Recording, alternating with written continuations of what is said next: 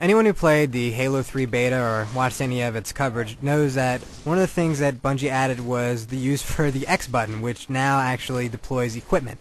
The most common you're going to see on heroic and legendary difficulties in campaign is the bubble shield, which is really useful, a lot more maybe for enemies than it is for you. You're also going to see deployable cover, which is the standard cover that we've seen the Covenant use since Halo 1, but now you can actually choose where to set it up. There's a regenerator, which is a green field that when you're standing in it, it's just constantly rehealing you. And then there's the opposite. There's a power drain where an enemy, if they step into it, it'll instantly drain all of their shields. Or if you have a vehicle go through it, the vehicle will actually short out. You're likely not going to use the equipment very much in the single-player campaign, but you're going to need it a lot in the multiplayer. In fact, the equipment seems built for the multiplayer game and adds quite a lot to the experience. For all this cool equipment and awesome weaponry, Master Chief needs a sweet ride. All your old favorites are back, but the cool new addition is the Brute Chopper. Imagine if the Fonz were a brute. This is the kind of bike that he would ride, and let me tell you right now, the chicks dig the Brute Chopper. That Cortana, she loves greasers. And you're going to love the Brute Chopper because this thing tears everything else up. It's probably the best vehicle in the entire game. The real meat of Halo 3 is the multiplayer. In fact, the campaign is sort of a side attraction compared to the depth that you're going to get playing with other people online. So there are 11 maps this time in Halo 3, and they're all actually pretty good. Maybe Construct will not be a favorite for everybody, but the rest of the maps are great. There's Sandtrap, which is this really cool big open desert map where you're actually going to get to ride in these elephants, which are just giant troop carriers. There's Isolation, which is a nice two-tone map where on the top it's all grassy and serene, and down below it's gritty and dirty tunnels with these bunkers that have these little gun slots that if you're really talented you can throw a grenade through. And there are several maps that are going to be awesome simply because they feature the man cannon. Those are maps such as Valhalla and Narrows, where you're going to get to see people launch themselves with these man cannons flying through the air, and if you're really cool, you're going to be able to snipe somebody while you're flying through the air, and if you're one of those guys who gets owned all the time in Halo, you're going to be the one getting shot while you're flying. The matchmaking features that Bungie had implemented for Halo 2 are pretty much the same stuff that you're going to see in Halo 3. They worked pretty well, but there are more varieties to the game modes, and one of the modes that they've added is called Infection, which I think people are just going to have a blast with. This is a game type that simulates a zombie movie in the Halo universe. So one guy starts off as a zombie and all he has is an energy sword. And his goal is just to kill everybody else. And once you get killed by the zombie, you become a zombie, you get a sword, and all you can do is just run around trying to stab people. And it really gets to that point where there's one or two people left and they're just going for the high ground and they're just trying to stay alive. And honestly, it feels like you're playing Night of the Living Dead. The real customization is going to come with the Forge, which is just this awesome in-depth level editor.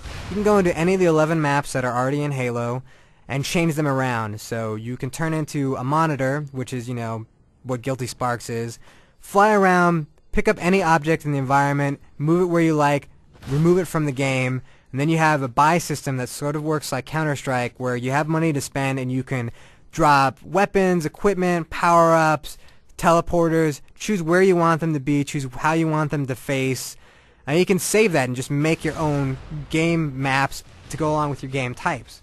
At the same time though, you can actually have battles going on in the Forge so that you have people messing around with the Forge all the time, so that as one guy's shooting you, another guy turns into the monitor and he just drops a mongoose down so the guy can hop in it and get away quickly. Or if you're playing with your buddy, he can be like, hey, rocket launcher. You can just buy the rocket launcher, drop it in front of him, he picks it up, and you're fighting in tandem.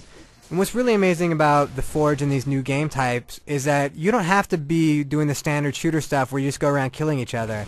We got into a game in Valhalla and decided, let's just play home run derby. So we got on these two mounds, dropped a few gravity hammers and a few rocket launchers, and just sat there and tried to hit home runs. And the timing's really hard, but man, when you hit a dinger out of the park in Valhalla, it's a pretty great feeling. On a more personal level, you can also customize the way that your character looks a lot more than you could in Halo 1 or Halo 2. The more multiplayer you play, the more stuff you're going to unlock, and you're going to be able to change the helmets on your characters, you're going to be able to change the way the armor looks on the left arm, the right arm, and of course you can go through and look at all the different colors that you want for your armor. You can create a whole bunch of different symbols that you can use, so you can make yourself look like a real individual out there. And it just gives a little bit more incentive to keep playing through the multiplayer.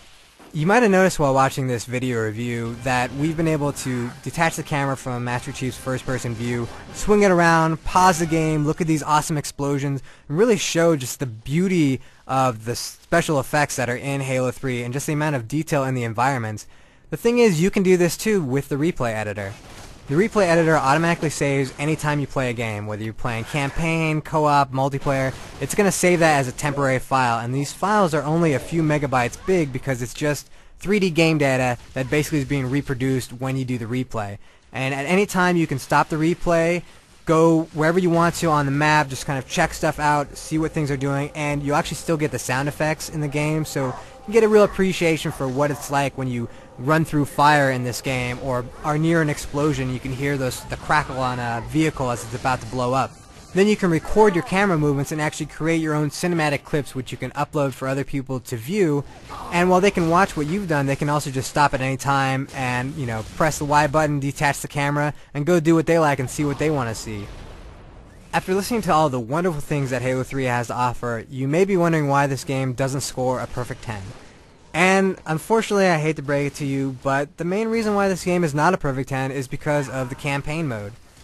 Though they fixed some of the problems with backtracking, Bungie still has a lot of moments where you're going to be going back through levels for no real reason. Also, the AI of your teammates just isn't that great. When you're playing single player, you'll have the Arbiter often as your co-op buddy just sort of being run by the AI. He's an asstard. He'll just be staring at walls sometimes, he won't shoot. He dies a lot, I'll tell you what. Those Covenant guys, they like to get shot in the face quite often. He'll be dead most of the time. He's really pretty much useless, and there's no point in having an AI-controlled character with an arrow over him letting you know he's your AI buddy, unless he's actually going to be competent. This is like playing with your 4-year-old sister who's blind. My other issue is actually with the story. Yes, you do finish the fight, and yes, you really get to feel like Master Chief is saving the day once again. But Bungie actually raised a lot of interesting points and some interesting issues with the Elite and sort of that religious battle that was going on within them, and that's completely abandoned. While I don't want to be playing as the Arbiter through half the game, at the same time, I don't want that storyline to be completely dropped, and it really feels like that's what's happened. So if you look at the story arc from Halo 1 through 2 through 3, it just doesn't match up anymore because it changed so much in 2 and then it drops right back to sort of the same story type that it was in Halo 1, and it's a little bit disconcerting and I think a little bit of a disservice for people who, well, maybe they didn't like being the Arbiter so much, still wanted to finish out that storyline and sort of the story of who the Arbiter was, and you don't get that satisfaction out of Halo 3. But what it really boils down to is just that the campaign isn't as fun as it was in Halo 1, and that's the ultimate thing. You want the game to be just as fun as it always was. It's a real joy to play with 4 players online. That's a blast, even if it's really easy. It's just great to be with your buddies playing the game, because Halo's always been about the community and being with your friends and having a beer. But at the same time, I still want that challenge in single player and that satisfaction. I want every level to be great, and the second to last level in Halo 3 is terrible, and everybody who's played it that I know of has said, yeah, this level is bad, and I have a feeling even the people at Bungie know that they're going to get a lot of flack for that level, and that's not acceptable. When you only have 9 levels and one of them's not good, that's bad game design. And ultimately, that's one of the things that holds Halo back from being a perfect 10. Everything else is incredible. I mean, really, if you take out the campaign, this game is an 11 out of 10. The Forge is really fantastic. The replay editor is just incredible. You can literally just sit around watching replays all day long and never even bother playing the game anymore. And then you have this multiplayer, which is the best multiplayer on Xbox 360 and really the best multiplayer on any system out there. You know, we spent enough time talking about Halo 3. It's about time you just went out and finished the fight. Buy it now. If you own a 360, you should get Halo 3. And if you don't own a 360, buy a 360 and buy Halo 3.